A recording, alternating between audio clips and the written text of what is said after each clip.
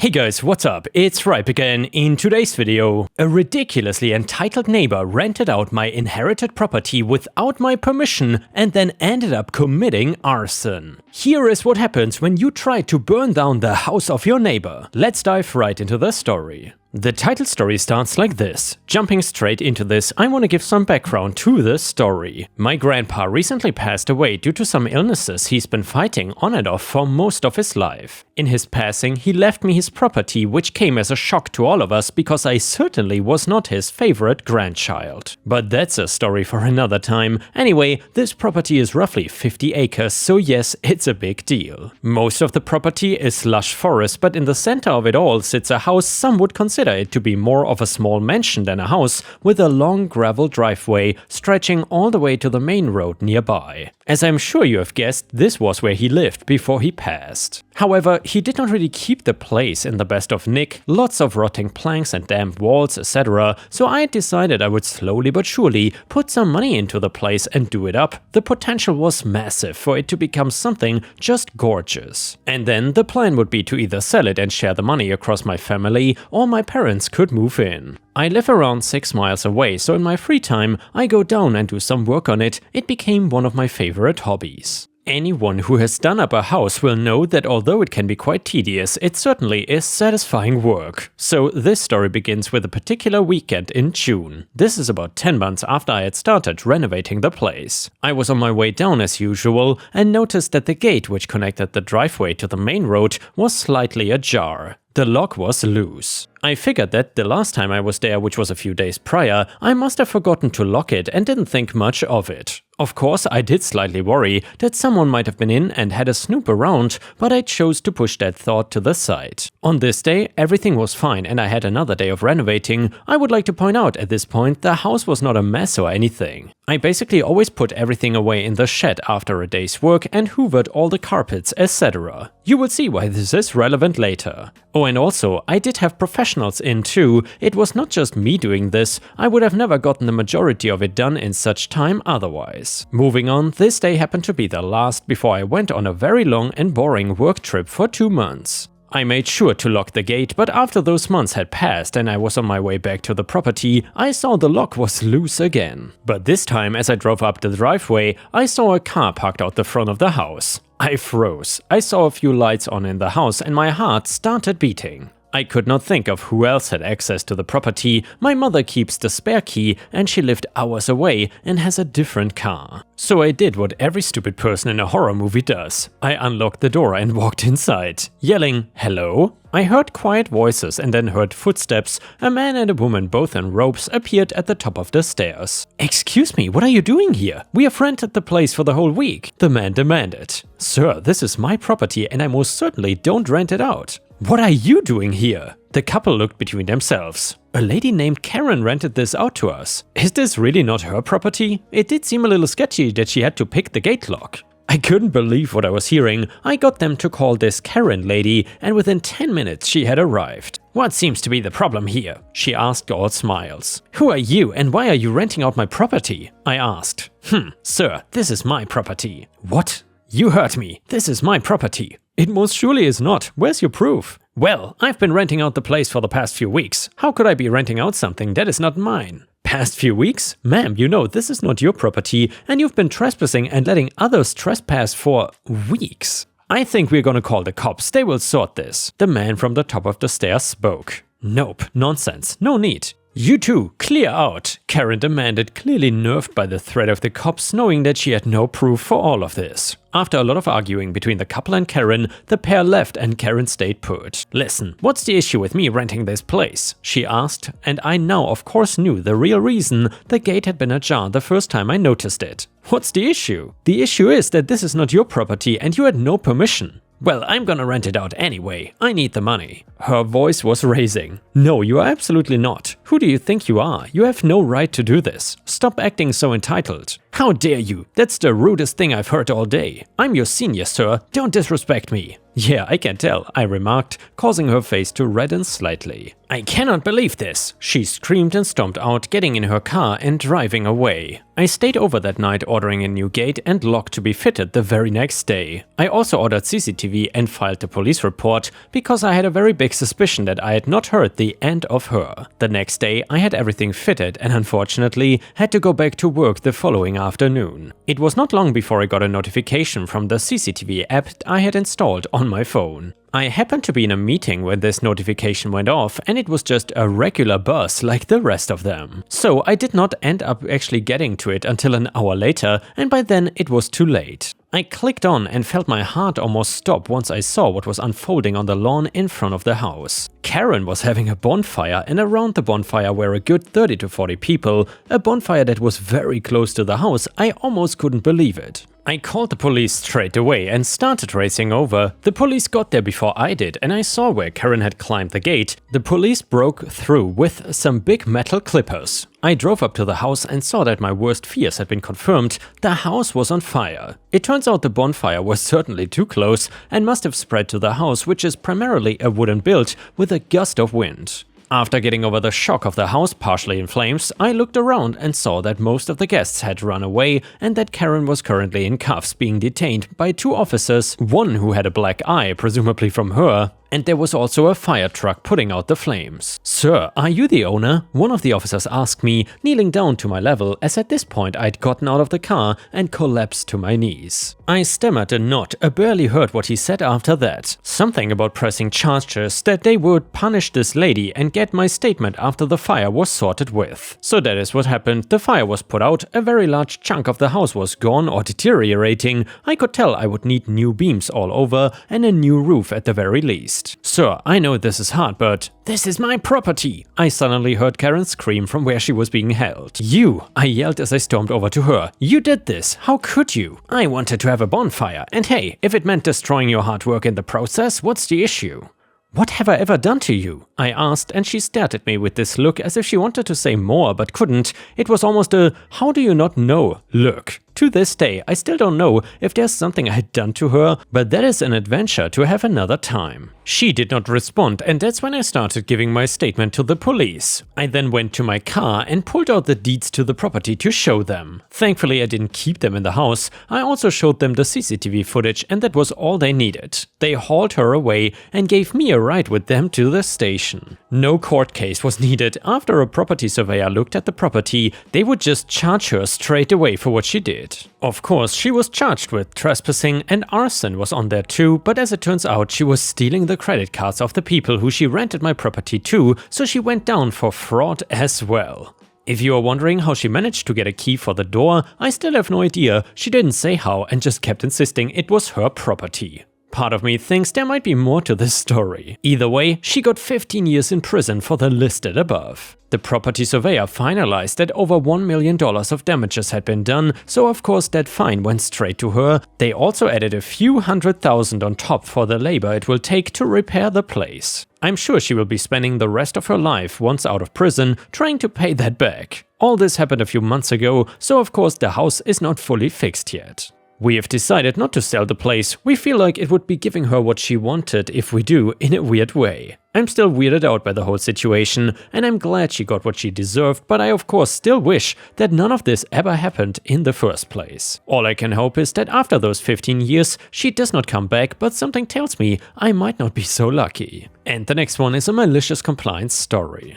I used to work as a bouncer/doorman at a bar that charged a $2 cover on weekend nights. Everyone paid to get in with only one exception: party buses. We had an agreement with the different party bus operators that if they brought their groups to our bar, they would get in for free. Lively crowds are good for business. So one night I'm working and a guy comes in with his girlfriend and I tell him it's $2 a head. He grumbles about it and I give him the same line I tell anyone who complains. A $2 cover is the cheapest thing you will buy here tonight. If you cannot afford it, you might want to go somewhere else. He does not want to look cheap in front of his lady, so of course he pays. A couple minutes later he is back saying that he just talked to some people who didn't have to pay and wants to know why he got singled out. I tell him about the party bus rule and say those people must have come in on a bus. He motions towards some people sitting with his girlfriend and tells me, "You did not charge my friends and they didn't come on a bus." I recognized the people, and when they came in I asked them if they were from the bus and they had said yes. So basically they lied to me. It happens and normally I wouldn't worry about it. I tell him, well, it sounds like I made a mistake. I guess it's their lucky night. That's my hint to him that he should let it go, but that's not good enough for him. He gets louder and keeps demanding that I refund his $4 to keep things fair. And well, by then I've had it with him. I tell him, "You're right, it's not fair, let me fix it for you." He smirks because he thinks he's getting a refund,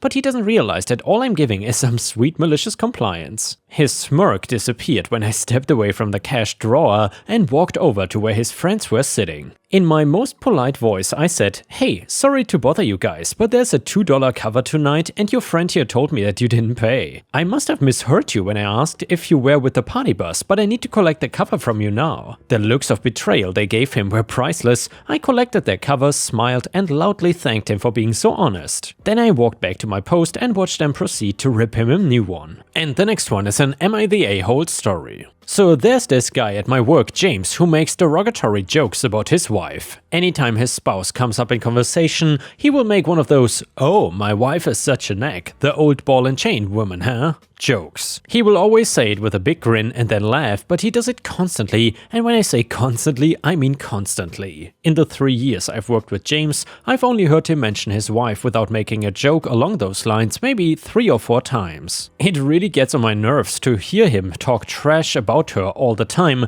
Today another coworker of ours said that he was making plans for his anniversary with his wife, and James butted in and said, "Oh yeah, mine's coming up soon too." I guess I need to do something or I will never hear the end of it. And I kind of lost my temper and asked him, "If that's the way you feel, why are you still married to her?" James kind of sputtered a bit that he was joking, and I told him that he always talks about being married like it's a burden, and that there comes a point when even the funniest jokes gets old, and that his jokes about his wife have not ever been funny. It kind of went on to an awkward silence until James left for the day. So some of my coworkers are glad that I called him out on it, and some of them think what I said went too far. So Reddit, am I the a-hole here? Should I apologize to James tomorrow? And yeah, Ripe Stars, let me know in the comments what you think about this. Should OP apologize, and is he the a-hole or not? Comment number 1, not the a-hole. By him sputtering and not having a quick comeback, you hopefully gave him something to think about. Perhaps he will drop constantly making jokes altogether, or at least not do it in front of you, because he knows how you feel. Don't apologize, you did the right thing. Comment number 2, not the a-hole at all. The "I hate my wife" shtick is so old and played out just in a comedic sense in the first place, but a lot of it is just misogynistic BS. Men never get called nags, and maybe she nagged you after the 30th or 300th time you ignored her and made her do emotional labor. I absolutely hate this, and I would have said the same thing. If you hate this woman so much, then just leave. She probably doesn't know he is saying this stuff at work. How would she? It's not funny, it never was funny. He is Schrodinger's douchebag and he got called out on it. Comment number 3, not the a-hole. It's totally inappropriate of him to constantly make those types of jokes. Why would anyone in their right mind want to constantly make fun of and degrade their spouse? You should have asked him if he would make those jokes in front of his wife. Anyway, the next one is another revenge story. I used to manage a catering company for my boss while he was undergoing chemotherapy. This is one of my first gigs where I was in charge. The bride calls me at 1 in the afternoon the day before the wedding and decides she wanted a cheaper menu. She and her husband already paid for almost everything and it's far too late to change anything.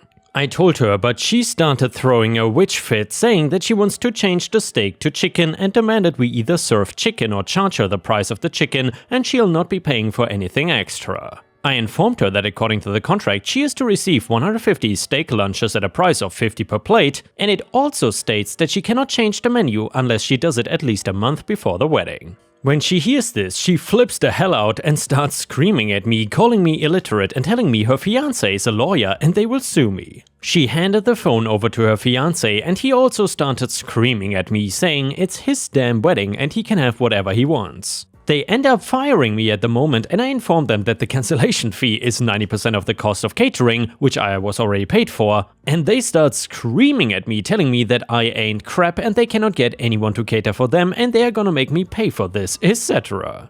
They end up hanging up on me, thank God, and I had an inkling that I should probably keep making the food in case they call tomorrow and they want us to cater. So we finish cooking, and the next day at 7 AM I get a call from the groom and he demands that I come down there to cater the wedding or they're gonna sue me for not providing service.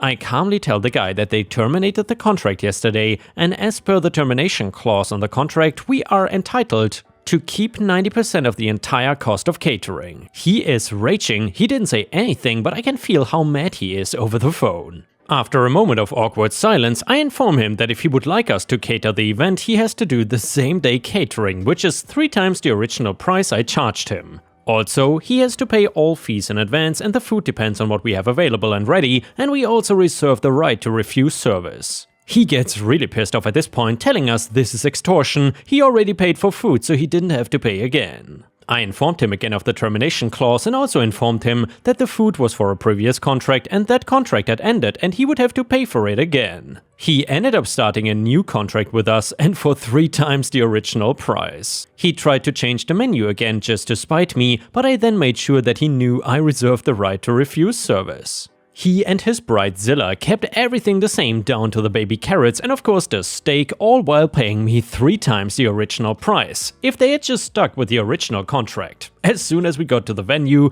before I got anything out, I made the bride and groom sign the new contract and pay me completely in advance, 22k, and left to deposit the money. While I was gone, they harassed my caterers and threatened someone with deportation even though they were legal. He tried to sue us later and the judge heard the recorded phone call, saw the contract and told him to pay my legal fees. I looked them up on Facebook recently and apparently they are divorced now. It's only been 3 years. And the next one is a malicious compliance story. And by the way, if you have watched until here, I would very much appreciate it if you could subscribe to the channel if you haven't already, like the video and maybe even leave a comment if you really want to support me. Thank you so much. A few years ago, when my kids were 3 and 7, we were looking for a new car for my wife. After scouring Auto Trader, we are in the UK, we saw a Mudstock Cedar 6, decent mileage, couple of owners in a small traders down south. It was about an hour away, so we hopped in my car and went to look at it. We arrived at a site which had some decent looking cars and it was a nice and tidy place, so it didn't ring any alarm bells. We were greeted by one of 2 Romanian brothers who seemed knowledgeable and pretty free of the hard sell. I had a look around the car, very little rust, oil looked clean, tidy inside with not too much wear. The only 2 things I found was the head unit panel which was not in place correctly, and one of the brackets by the engine had a bit of a dent in it. But it was a non-functional bracket and it didn't appear to have a prang, so it was okay. I took it for a test drive and it was okay. My wife liked it, so we paid part cash, part card. A few days later, after sorting the insurance, we went and collected it. By the time we got home, my wife got out and immediately said, "There's something wrong with this car." I took it for a drive and yes, it had low power, sounded terrible and didn't feel safe. I immediately rang them and they were pleasant enough and said bring it back and they would have their garage look at it. The same garage that had MOT'd it barely 2 weeks earlier. I said I didn't want to bring it back and would pay out of my pocket to get it assessed by my garage instead. They did not like this, but I did not give them a choice. After a couple of days of being at my local garage, who we have used for years and trust, even though they are a bit pricey, we got the report. It ran to 2 pages, which I will summarize using the comment the mechanic gave us when we picked it up. "Mechanically, this is the worst car I've ever seen. How it passed an MOT is beyond me. You wouldn't have seen it on a visual inspection, but this is a nail." Oh dear, so I rang the dealer and sent them the report. Again, pleasant enough, said bring it back and we can discuss it and sort out the refund. Cue the malicious compliance. So the following Saturday, now 1.5 weeks since we bought it, we all trooped back down there and walked into their little porter cabin office. The 2 brothers were sitting there with faces like slapped asses. "I will tell you now, sir, you will not be getting a refund today, not until our garage has checked it." My wife and I looked at each other and our hearts sank. What followed was an hour of back and forth with me explaining that we were within our rights to do a full refund within 30 days of purchase. Now, this is true for goods in the UK, but I had no idea if this applied to vehicles. After an hour, my wife and I stepped outside, the kids were getting bored and fractious. "What are we gonna do?" says my wife. "Well, I'm not leaving without a refund," I said. Agreed, and that was it. We went back into that office, we argued back and forth, revisited the same point over and over, while the kids moaned, cried, begged to leave, etc. But we sat there and we argued very calmly, very matter-of-factly, without getting angry or raising our voices. At a couple of points, one brother left to serve people who had walked into the yard, and at one point he came in with another couple who were interested in a car. They heard us talking. I slightly shook my head at the couple and they backtracked and left. One of the brothers was raging behind his eyes. They threatened to call the police. I begged them to do it so we could clear this up and leave, but they didn't. After, and I'm not exaggerating, 5 hours of this, my wife and I stepped out and were stood just outside the office door. Look, we cannot stay here any longer. The kids are hungry and tired and mental. My wife says, I saw the door open barely an inch. Okay, take my car and go and feed them. I'm not leaving. I think I'll just call the cops and get this sorted, but if I have to stay here until tomorrow morning, we are getting our money back, I said. I noticed the door close again. Really? She said. Just give it a minute. Let's go back in, okay? Okay, she says, looking irritated. We go back in and one brother is counting out cash on the table. At this point, it's early evening. Sir, the deal we will do is we will give you a full refund if you don't mention this car on any review site. It was X in cash and X on a card, yeah? Less than 5 minutes later, we were back in our car, leaving the nail behind, cash in hand, and card refunded. We had found a pub that does food and were heading there rapidly. The kids were okay now, they knew food was near. With everything sorted, my wife and I looked at each other for a second and cheered, whooped, hollered, banged the steering wheel, making the little lad cry. Bless him. We couldn't believe that after 5 hours of back and forth, crying kids, belligerent salesmen, we had won. We had flipping well won. This sort of thing never happened to us, and yet there we were. We felt like the kings of the world and no one would ever mess with us. And yeah, ripe stars, I guess the moral of the story is, even if you deal with sleazy salesmen, if you stay persistent, then you can win in the end. Even if they try to scam you. And with this, we have reached the end of the video. However, if you cannot get enough of my content, please check out my endless playlist, where you can find thousands of hours of content. In addition, please don't forget to subscribe to my channel to not miss any of my daily uploads. Thank you so much in advance, and I hope to see you again tomorrow.